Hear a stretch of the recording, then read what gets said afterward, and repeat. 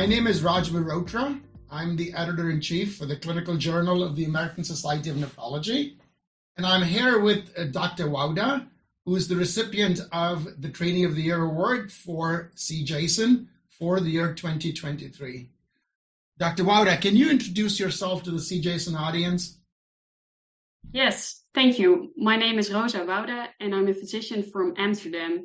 I started my PhD in nephrology in 2018 under the supervision of Professor Vogt. I'm currently working as an internal medicine resident in Almere. My research focuses on the effects of potassium supplementation in healthy individuals and patients with CKD. So what sparked your interest in research in potassium homeostasis? Well, I was fascinated by the observation that a higher potassium intake is associated with lower cardiovascular risk. This inverse association between potassium intake and cardiovascular risk is generally attributed to the natriuretic effects of a higher potassium consumption. However, whether this mechanism remains intact in patients with CKD is not known. So specifically, with regards to the article you published in CJASN, what is the specific gap in knowledge you were hoping you could bridge with your work? Well, although increasing potassium intake seems to be a promising intervention, a major risk factor associated with increased potassium intake is hyperkalemia, especially in people using RAS inhibitors and patients with CKD. So before exploring the potential benefits of increasing potassium intake in CKD, either via supplements or potassium-rich foods, full understanding of potassium homeostasis is crucial. Moreover, most studies have not addressed the role of the accompanying anion.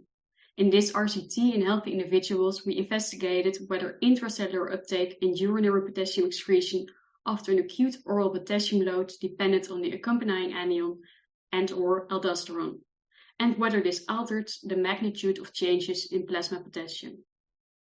In the way you approached this, illustrates how progress in science is one step at a time. And so I really appreciate that. What did you find?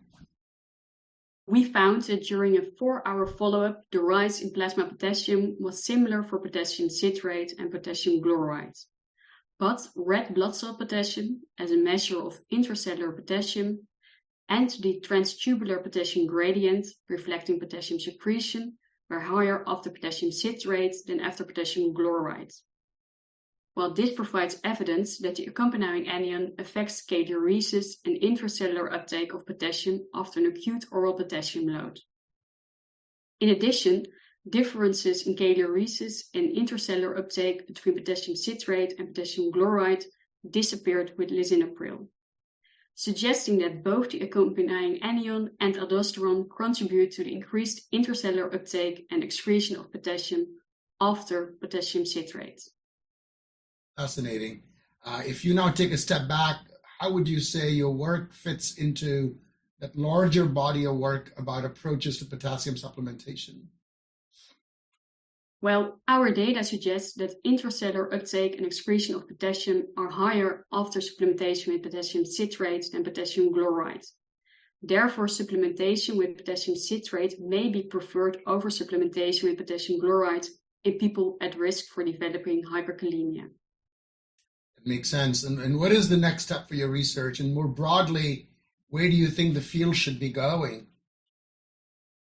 The next step is to investigate whether these differences in intracellular uptake and excretion of potassium between potassium citrate and potassium chloride are also present in patients with reduced kidney function. Moreover, the question whether potassium supplementation is beneficial in patients with CKD is still unanswered.